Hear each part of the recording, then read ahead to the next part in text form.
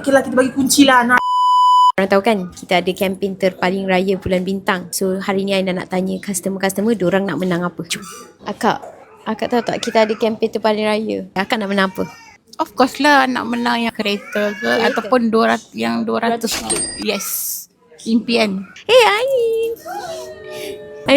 Ain nak menang apa untuk kempen terpaling raya kita? Nak menang apa? Hadiah apa? Tak kalah tak nak kereta Kereta apa? Kita nak emas lah Okay Ain, bye. Jain. Macam tiba-tiba malah Ain. Okay lah, kita bagi kunci lah nak. Tak ada Ain. Tak ada lah. Okay, tu impian je. Memang tak ada usaha untuk bagi seorang Ain lah. Okay, bye. Menang kereta ke? Kereta apa? Emas ke? Saga ke? Semestilah kita nak pergi another level. Emas lah. Kereta kot. Emas. Emas. Okay, kereta. Emas. Pakcik ni berangan dapat kereta tu lah. Okay, kereta emas ke kereta Saga? Semua orang nak kereta ni?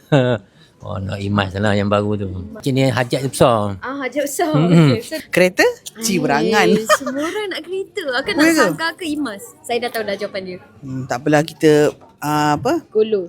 Apa? emas lah. Emas ataupun grand prize. Awak nak mana? Grand prize lah.